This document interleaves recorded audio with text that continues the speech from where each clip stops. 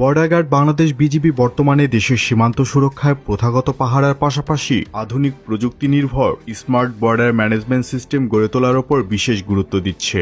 এর মূল লক্ষ্য হল সীমান্তের প্রতিটি ইঞ্চি ডিজিটাল নজরদারির আওতায় আনা। মিয়ানমার সীমান্ত বাংলাদেশের জন্য ভৌগোলিকভাবে অত্যন্ত দুর্গম এবং কৌশলগতভাবে অত্যন্ত সংবেদনশীল। বিশেষ করে বান্দরবানের গহীন পাহাড় এবং টেকনাফের নাফ নদী সংলগ্ন এলাকাগুলোতে প্রথাগত টহল দেওয়া বেশ কঠিন। নাফ নদী আর দুর্গম পাহাড়ের কারণে মিয়ানমার সীমান্তে সব জায়গায় কাঁটাতারের বেড়া দেওয়া সম্ভব নয়, আর এই সুযোগেই হয় অনুপ্রবেশ ও চোরাচালান। কিন্তু এবার সেই পথ চিরতরে বন্ধ করতে বাংলাদেশ সরকার ও বিজিবি হাতে নিয়েছে স্মার্ট ফেন্সিং বা হাইটেক বর্ডার ম্যানেজমেন্ট। তো কি থাকছে এই দুর্ভেদ্য নিরাপত্তায়? বর্ডারে থাকবে অদৃশ্য দেয়াল। 5 কিলোমিটার দূর থেকে কোনো মানুষ বা 15 কিলোমিটার দূর থেকে কোনো গাড়ি এলেই স্বয়ংক্রিয় অ্যালার্ট চলে যাবে বিজিবির কন্ট্রোল রুমে। র্যাডার ও ড্রোন। শাহপরীর দ্বীপে বসানো হয়েছে শক্তিশালী র্যাডার। সেন্ট মার্টিন ও ভাসানচরের সার্বক্ষণিক উঠছে বিজিবির ড্রোন।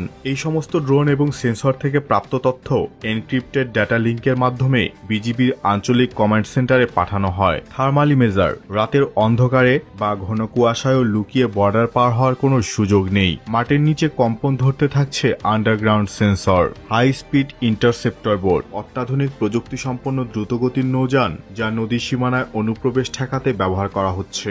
স্মার্ট বর্ডার ম্যানেজমেন্টের সমস্ত তথ্য একটি কেন্দ্রীয় সার্ভারে জমা হয়। এখান থেকে কর্মকর্তারা সরাসরি সীমান্তের পরিস্থিতি লাইভ দেখতে পারেন।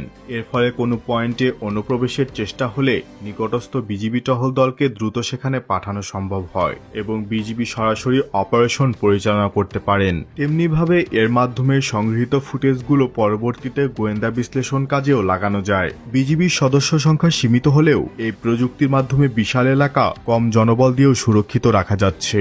বাংলাদেশের স্মার্ট ফোর্স হিসেবে বিজিবির এই আধুনিকায়ন আমাদের সার্বভৌমত্বকে আরও সুরক্ষিত করবে।